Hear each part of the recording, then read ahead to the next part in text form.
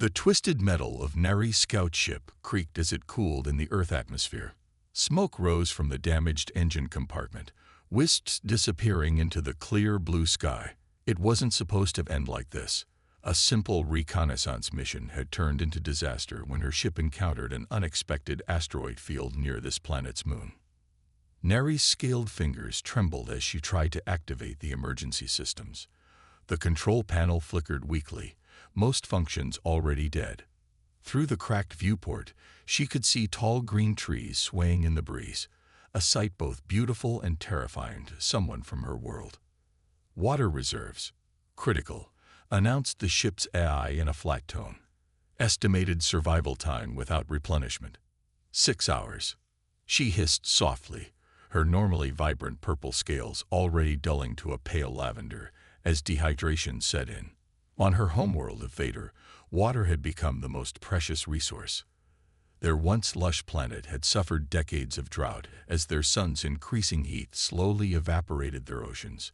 What remained was rationed with military precision. That's why she was here. Earth had been identified by long-range scanners as a potential water source. Neri's mission was simple: land undetected, assess the quality and quantity of the water, and report back to the fleet hiding beyond this solar system's edge.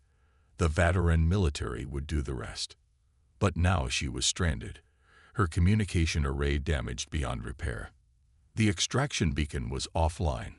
No one would come for her. And without water, she would die on this alien world. Neri forced herself to stand, ignoring the pain in her legs from the crash. She needed to find water soon. Her species could survive much longer than humans without food. But water was different. Their biology required constant hydration, far more than the natives of this planet. She gathered what functioning equipment remained. A small translator device she attached to her throat, a basic scanner, and a defensive pulse weapon. The ship's door was jammed, forcing her to squeeze through a rupture in the hull. The metal edge caught on her scales, tearing several free. She didn't cry out. Water conservation meant no tears, even in pain. Earth's gravity felt strange, slightly lighter than home. But the air was rich with moisture, tantalizing her sensitive receptors. Somewhere nearby, there must be a water source. She just had to find it before her body shut down. The forest around her crash site was dense with vegetation unlike anything on Vador. Plants here grew wildly, without the careful cultivation that every living thing on her world required. It was chaotic, wasteful, and beautiful in a way that made her chest tighten.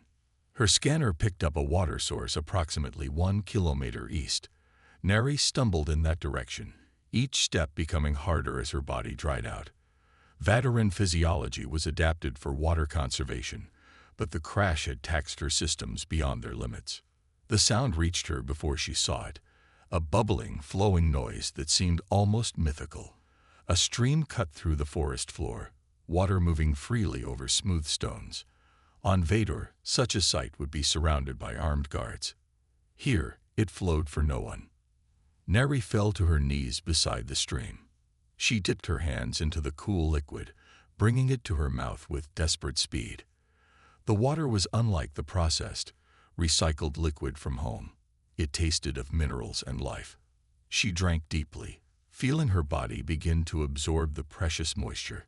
After satisfying her immediate need, she activated her testing equipment. If her mission was to be salvaged, she needed data on this water. The results made her pause. This planet's water was remarkably pure, with minimal processing needed for Vateran consumption. The extraction operation would be simple and devastating to the local ecosystem.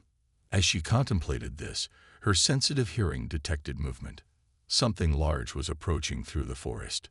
She reached for her weapon, crouching low among the rocks. A human emerged from between the trees. Male, tall by their standards, dressed in what appeared to be some kind of uniform. He carried a long object Neri recognized from their briefings as a primitive projectile weapon. His face showed surprise when he spotted the smoke from her crash. She remained hidden, watching as he approached the wreckage cautiously. This wasn't part of the plan. No contact with natives had been authorized. But without her ship, The planet was already in ruins. The human circled her vessel, occasionally speaking into a small device attached to his clothing. Nari's translator picked up fragments. Unidentified. Crash. No signs of should I. He was reporting to others. Soon more would come. She needed to move, to find shelter until she could figure out a way to contact her people. But as she shifted position, her foot dislodged a stone. The small noise was enough.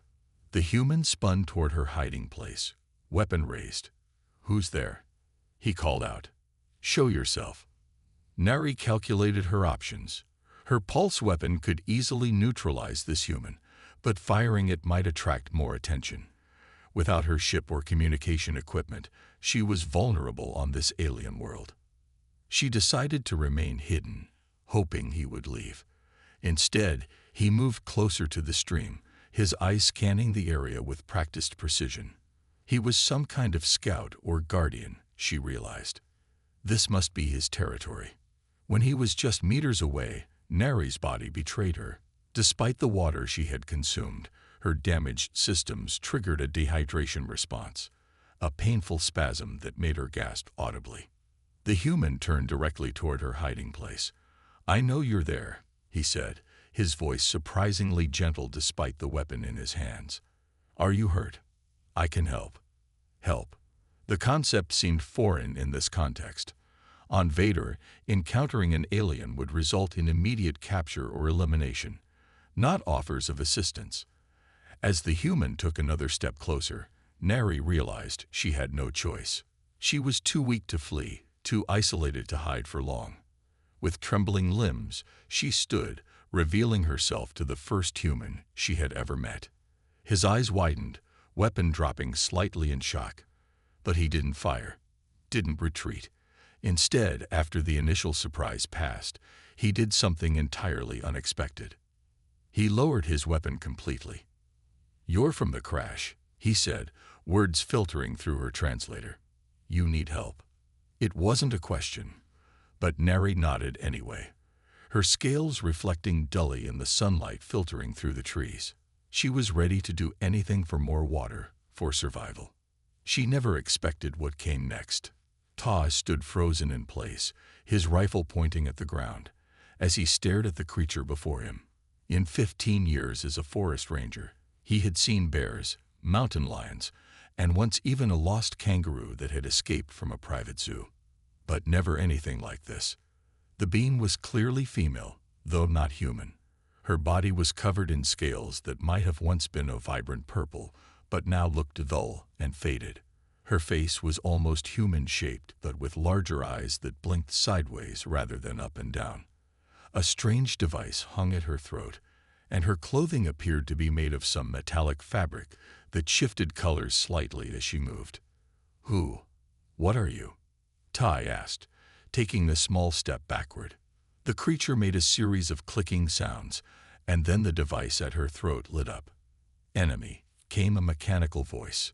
"Danger. Need. Water." Tay's training told him to call this in immediately. Unidentified crash site, non-human intelligent life. This was well beyond his pay grade, but something in the way the creature swayed on her feet stopped him. She looked sick or injured. "You need water," he asked, pointing to the stream. "There's water right there." The alien looked at the stream and then back at Ta. She made another series of sounds, and her translator sparked. "Not enough. System damage." Ta hesitated, then slowly reached for his canteen. The creature tensed as he moved, but he kept his movements deliberate and calm, the same way he would approach an injured wild animal. "Here," he said, unscrewing the cap and holding it out. "This is clean. It might help." The alien stared at the canteen with those large, strange eyes. She seemed confused by the offer. Slowly, she reached out with trembling hands. Her fingers had only 4 digits, but they were nimble as they took the container from him. "Why?" the translator asked as she clutched the canteen. "Why what?" Tai responded. "Give water. What? Want. Return." Ta shook his head. Nothing. You're hurt. Drink. The alien studied him for another moment, then lifted the canteen to her mouth. Her throat pulsed as she drank, and Ta noticed small slits on her neck opening and closing, gills perhaps. She drained the entire canteen in seconds, then clutched it against her chest. Better? Ta asked. The alien nodded slowly. Better. Not enough. Need more. Ta looked back toward the direction of his cabin. Protocol said he should report this immediately, but Protocol had never covered finding a dehydrated alien by a stream. I have more at my cabin, he said. Can you walk? The alien took a step forward and stumbled. Ta instinctively reached out to steady her and was surprised by how light she felt. Her scales were dry and rough under his fingers. Sorry, he said, pulling his hand back. I didn't mean to. Help, the translator interrupted. Please. Ta nodded and carefully put his arm around her shoulders, supporting her weight. Together, they began a slow walk through the forest. She moved differently than a human, with a slight side-to-side motion that reminded Ta of lizards he'd seen. My name is Ta, he said as they walked. I'm a forest ranger. This is my territory. The alien made some sounds, and the translator produced. Nary. Scout. Scout. Ta repeated. You're like, exploring. Yes, came the translated response. Water seeking. They emerged from the tree line, and his cabin came into view. It was a simple structure, built for function rather than comfort. A wooden building with a small porch and solar panels on the roof. Far from any main roads, it served as his base for weeks at a time when he patrolled this section of the national forest. This is my home, Todd explained as they approached. You'll be safe here. Neri seemed to study the cabin with interest. Her color had improved slightly since drinking from his canteen, the scales taking on a more vibrant hue. Inside, Ta helped her to his couch and went to the kitchen. He returned with a large pitcher of water and a glass. Neri drank 4 full glasses before she finally stopped, her breathing more regular now. Thank you, the translator said. The mechanical voice couldn't convey emotion, but Tay thought he detected gratitude in her eyes. Your ship, Ta said, sitting across from her. That's what crashed, right? A spaceship. Nari nodded. Scout vessel. Damaged. She touched some controls on her wrist, and a small holographic image appeared between them, a sleek craft that looked nothing like human aircraft. Are there others? Tai asked. More of your people coming to look for you. The alien's posture changed, becoming more rigid. Not yet. Beacon broken. Cannot call. Tai processed this information slowly. He should be terrified, he thought. There was an actual alien sitting on his couch, but instead he felt strangely calm. Curious, even. Where are you from? Another planet. Nari nodded. Vader. Far. Dying world. No water. Understanding dawned on Ta. You came here looking for water. For your planet. Yes. Scout mission. Find water planets. Her translator crackled as she continued. Report back. Then fleet comes. The implications of her words sent a chill down Ta's spine. Fleet? You mean warships to take our water?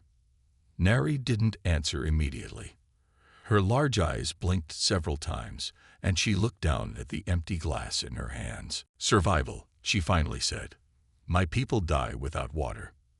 Ta stood up and walked to the window, looking out at the forest. The stream where he'd found Neri was just one tiny thread in Earth's vast water system. Lakes, rivers, oceans, all things his planet had in abundance. Things her world apparently lacked. How much water does your planet need? He asked. Much. Billions die soon. Children first. Her words struck Ta hard. He thought of the reports he'd read about water shortages in various parts of Earth, how climate change was affecting rainfall patterns, but nothing on the scale she was describing. He turned back to face her. And what happens to us? To humans? If your fleet comes. Nari's translator was silent for a long moment. Then, not my decision. Military decides. The answer wasn't reassuring. Tai sat back down, studying the alien across from him. She wasn't threatening him. She could have attacked when he found her, but instead, she had accepted his help.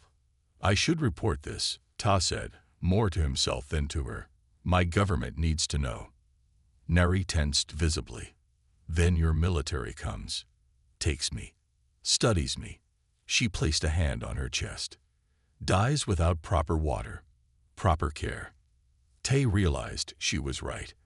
If he reported finding an alien, she would be whisked away to some secret facility. Scientists would probably dissect her before trying to understand her needs.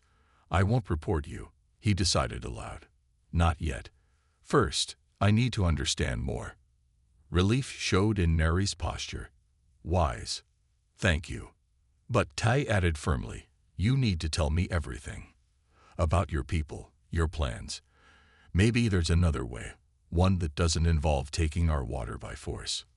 Nari tilted her head, a gesture that seemed both alien and somehow familiar. Another way.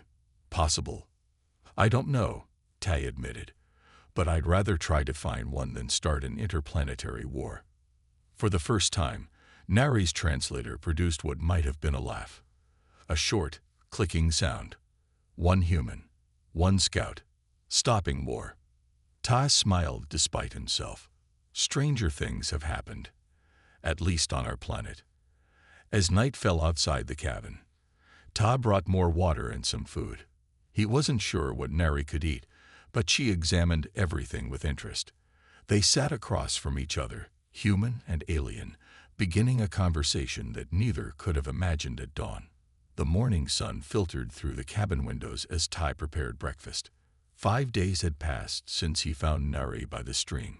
5 days of strange conversations, cultural exchanges, and growing uncertainty about what to do next.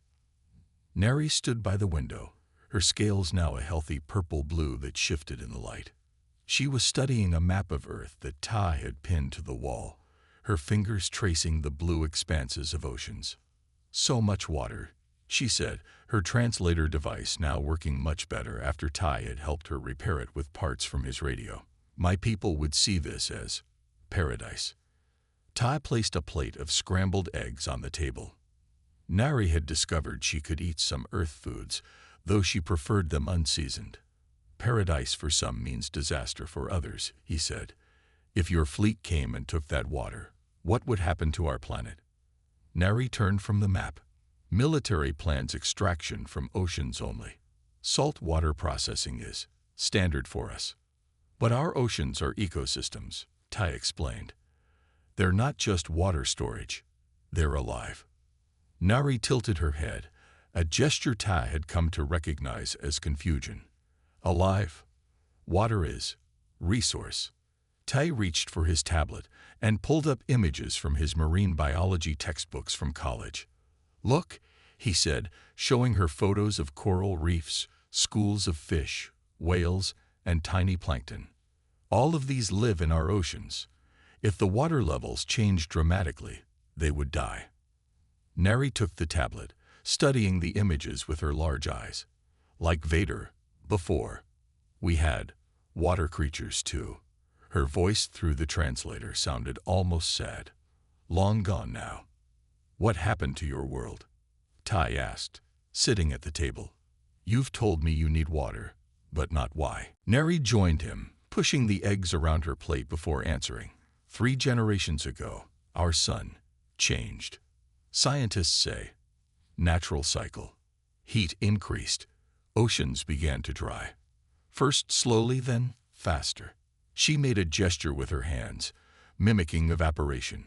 Leaders said temporary. Built domes, recycling systems. But not enough. Population too large. And no other planets in your system had water. 2 expeditions.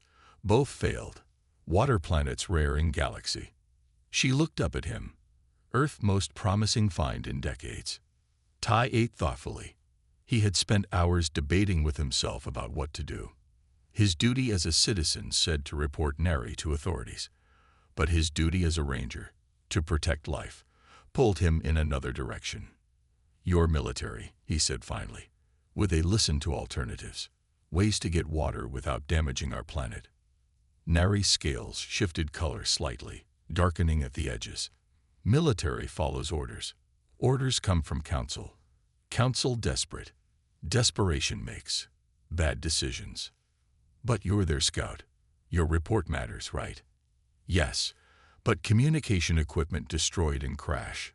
She gestured toward the forest. Cannot contact fleet until extraction team arrives. Ta put down his fork. Extraction team. You mean more of your people are already coming? Neri nodded. Standard protocol. If scout doesn't return or report within time window, small team sent to investigate. Her translator crackled as she added, window closes in 13 Earth days. The revelation hung in the air between them. In less than 2 weeks, more aliens would arrive, looking for Neri. And when they found her, they would learn about Earth's water. The countdown to potential conflict had already begun. Then we have 13 days, Ta said with determination. 13 days to figure out an alternative. Neri looked skeptical. Alternative to taking water. My world needs billions of gallons. Ta stood up and went to his bookshelf, pulling down several volumes. Humans have faced water shortages too. Not on your scale, but we've developed technologies. He opened a book showing desalination plants. Like this, we can turn ocean water into drinking water. We have similar, Neri said. Not efficient enough for our needs. What about atmospheric water harvesting? Ta showed her another book, pulling moisture directly from the air. This caught Neri's attention. Explain. For the next several hours, they pored over Ta's collection of books and online resources. As a ranger with environmental science background, he had studied water conservation extensively. Neri proved to be a quick learner, asking insightful questions that revealed her own scientific training. By mid-afternoon, they had compiled a list of technologies that might help Fedor. Neri seemed particularly interested in cloud seeding and large-scale atmospheric moisture harvesting, concepts her people had apparently not fully explored. These could help, she admitted, if adapted to our atmosphere, but implementation would take years. Years is better than destroying another planet's ecosystem, Todd pointed out. Neri was quiet for a moment. You are strange human. Why do you say that? You help enemy. Share knowledge freely. On Vador, water knowledge is restricted, military controlled. Ta shrugged. I don't see you as an enemy. I see you as someone whose people are suffering. Helping others doesn't make us weaker. It makes everyone stronger. Their conversation was interrupted by a beeping sound from one of Neri's devices. She checked it quickly, her scales darkening with alarm. What is it? Tai asked. Detection alert. My ship's sensors still functioning. Detected energy signature, not Earth technology. Tai felt his heart rate increase. The extraction team. Already. Neri shook her head. Too soon, but something in orbit, scanning. They moved to the window, looking up at the clear blue sky as if they might see something. Of course, there was nothing visible, but the knowledge that alien eyes might be watching made Tai suddenly feel vulnerable. Could they detect you here? He asked. If searching specifically for Vateran life signs. Yes. Ta made a quick decision. We need to move. Pack what you need. Where? Nari asked. I have a research station deeper in the mountains. Underground facility for wildlife monitoring. Might block their scans. As they hastily gathered supplies, Ta noticed Neri handling his books on water conservation with special care, tucking them into the bag he had given her. You're taking those? He asked. She nodded. Knowledge. Precious. More valuable than water. The statement surprised him. I thought water was everything to your people. Was. She agreed. But water runs out. Knowledge grows. She looked up at him. You gave water freely. Now give knowledge freely. Makes me question. Question what? Mission. Orders. Everything I told about humans. Her translator couldn't convey emotion, but something in her eyes looked like sorrow. My people ready to take your world's water without asking, but you give help without taking. Tai shouldered his emergency pack. Not all humans would react like me. Some would be afraid, violent even. Same as my people. Neri said simply. Fear makes monsters of us all. As they prepared to leave the cabin, Tai realized something profound had happened. In less than a week, he had gone from discovering an alien invader to becoming her ally. And Neri had gone from seeing Earth as merely a resource to understanding it as a living world worth protecting. Trust had formed between them, but it remained fragile, a small bridge over a chasm of suspicion and different loyalties. As they stepped outside into the forest, both knew that the real test of that trust still lay ahead. The underground research station hummed with the sound of backup generators. 3 days had passed since Tai and Neri fled the cabin. The facility was small, 2 rooms built into the side of a mountain, designed for monitoring wildlife in remote areas. Solar panels on the disguised roof provided power, and a small stream nearby gave them fresh water. Neri sat cross-legged on the floor, surrounded by pieces of equipment salvaged from her crashed ship. Her scaled fingers moved with surprising dexterity as she connected wires and adjusted settings on a device about the size of a laptop. Will it work? Tai asked, placing a cup of water beside her. Maybe, she replied through her translator. Ship communication system damage, but detection equipment still functional. She tapped a screen that displayed a series of moving dots. 2 Vatoran vessels in orbit now. Small ships. Extraction team. Tai felt his stomach tighten. How long until they land? Soon. They scanned for me. She looked up at him, her large eyes blinking sideways. Found crashed ship already. Now search pattern expanding. Tai had spent these days showing Neri more about Earth's water conservation technologies. She had absorbed everything eagerly, even improving some concepts with her advanced understanding of molecular science. Together, they had drafted a proposal, a way for Vador to develop self-sustaining water systems without depleting Earth's oceans. But would her people listen? What happens when they find you? Tai asked, though he dreaded the answer. Neri's scales darkened slightly, a sign of concern, he had learned. Protocol clear. Scout retrieval.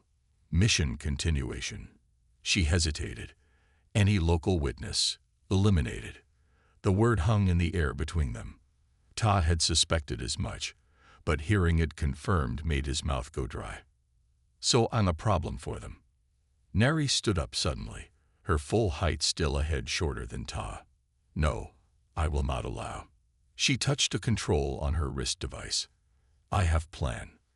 The screen on her makeshift communicator lit up with symbols Tai couldn't read. What are you doing?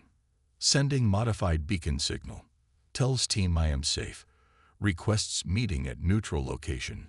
She looked at him with determination. I will speak for Earth. Tai shook his head. They'll never listen to one scout. And they'll definitely not listen to a human. Then we show them. Neri gestured to the water conservation plans they had developed. Make them understand value of knowledge exchange over resource theft. Before Tai could respond, Neri's device emitted a series of tones. She checked the screen, her scales pulsing with color. They received signal. Commander Day responding. The device projected a small hologram, another Vatoran, this one wearing what appeared to be some kind of armor. It spoke in the clicking, hissing language that Tai still couldn't understand. Neri responded, occasionally gesturing toward Tai. The conversation grew heated, with the holographic figure's posture becoming increasingly rigid. Finally, Neri deactivated the communication. What did they say? Tai asked. Commander Day agrees to meeting. Tomorrow. Crash site. Her translator couldn't convey tone, but her body language spoke of tension. Not happy about human presence. orders me to come alone. And you told them that you come with me, that you have information vital to mission. Todd ran a hand through his hair, anxiety building in his chest. They could still kill me on sight. Nari placed a scaled hand on his arm, a gesture she had learned from him, a human form of reassurance. I am still scout leader. Mission protocol gives me authority. She paused. Until mission completion. And when is the mission complete? When water source secured. She looked at their plans, or when alternative solution validated. The next morning dawned clear and cold.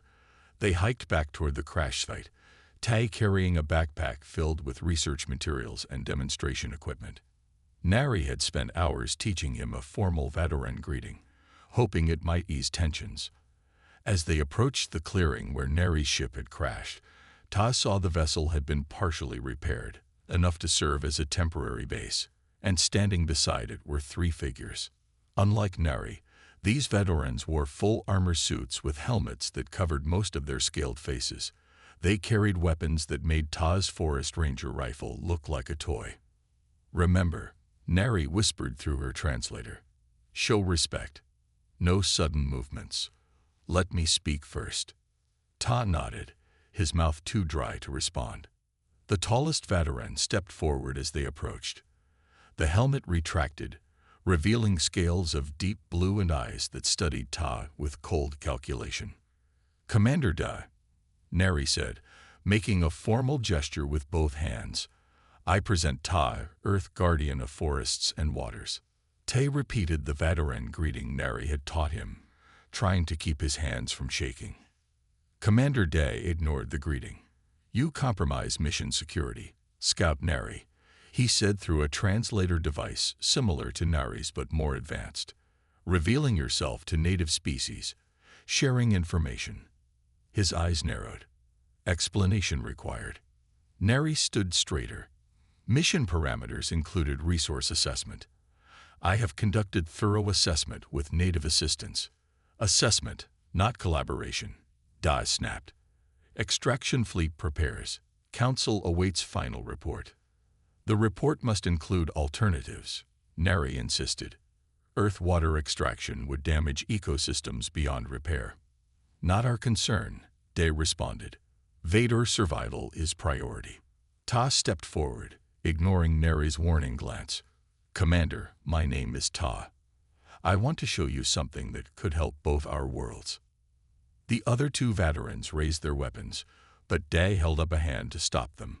Speak quickly, human. Ta slowly removed his backpack and withdrew a small device he and Nari had built from parts of her ship and his weather monitoring equipment. This is a prototype atmospheric moisture harvester, he explained. It extracts water directly from air, even in dry conditions. He activated the device, which began to hum softly. On Earth, we've developed this technology, but your people's advanced science could improve it tenfold.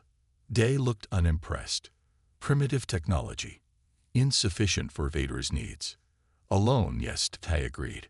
But combined with other methods, cloud seeding, advanced desalination, polar ice reclamation from your moons, it creates a sustainable system. He pulled out the plans they had developed. Nari helped me adapt these for Vatoran atmosphere and conditions. Day took the plans reluctantly, scanning them with a device on his wrist. After a moment, he looked at Nari. You believe this viable? Nari nodded firmly. More viable than invasion. Earth would resist water extraction. Their military capabilities are significant. Casualties would be high on both sides. One of the other Vatorans spoke up. Council orders are clear. Water acquisition is priority. The Council doesn't know this auction exists, Nari countered. Knowledge is more valuable than one-time resource theft. Ta watched the exchange with growing tension. Everything depended on whether these military-minded aliens could see beyond their immediate mission parameters. Day studied the plans again, then looked at Ta. Why help us? We could take your water by force. Ta had anticipated this question. Knowledge exchange. Your people have technologies we haven't developed. Medical advances, energy solutions. We learn from each other. A younger council member leaned forward. The human suggests alliance, not conquest. Her tone suggested she found the idea novel, perhaps even appealing. Knave, another countered. Their leaders would never agree. I can't speak for all Earth governments, Tay admitted, but I can begin the conversation. Humans have faced our own resource challenges. We understand survival instincts. Commander Da, who had remained silent during the presentation, finally spoke. Honorable Council, as mission commander, I must offer assessment. The human proposal has merit. Earth resistance would be significant in case of forced extraction. Casualties on both sides would be substantial. This practical military perspective seemed to impact the Council more than the scientific arguments. They conferred among themselves, their translator devices muted. Neri moved to stand beside Ta. You speak well, she whispered, like veteran diplomat. I'm just being honest, Tay replied. Both our worlds need help. The Council unmuted their translators. The central figure addressed them. The Council requires demonstration, proof these technologies function as claimed. Neri nodded eagerly. We prepared for this. She activated another display, showing a small-scale working model they had built. This prototype harvests water from Earth's atmosphere at 60% efficiency. With Vatoran enhancements, efficiency could reach 85%. The demonstration ran for several minutes, showing real-time water collection. The Council members watched intently, occasionally making notes. Finally, the Central Council member spoke again. The extraction fleet will hold position. A pause. We will send science team instead of additional military forces. Further evaluation required. Tai felt a surge of relief. It wasn't complete victory, but it was hope. And the human? Commander Day asked. The human will serve as liaison, came the response. If more humans must be informed, he will facilitate. As the transmission ended, Commander Day turned to Ta with a new expression. Something close to respect. You have delayed invasion, human. Few could claim such achievement. Ta looked at Neri, whose scales now glowed with a vibrant purple that indicated joy in her species. I had help, he said simply. That evening, Tai and Neri stood outside the ship, looking up at the stars. Somewhere up there, a Vatoran fleet waited, its mission now changed from conquest to potential cooperation. What happens now? Tai asked. Science team arrives within 1 Earth month, Neri replied. I must prepare reports, arrange meeting with your scientists. She hesitated. If your leaders agree. Ta smiled. Getting my government to believe aliens exist and want our water might be the hardest part of all this. You convinced warriors to become diplomats, Neri said. This should be simple. Ta laughed. The sound strange in the quiet forest. Nothing about this has been simple. Neri's translator produced what Ta had come to recognize as her version of laughter. When I crashed here, I was ready to do anything for a drop of water. But I gave you my trust instead, Tai finished. And knowledge, Neri added. The true resource. As darkness fell completely, they continued planning their next steps. Two very different beings from two very different worlds, united by necessity at first, but now by something else, a shared vision of cooperation over conflict. In the star-filled sky above them, the Vatoran fleet received new orders. For the first time in generations, their world had something more precious than water. They had hope.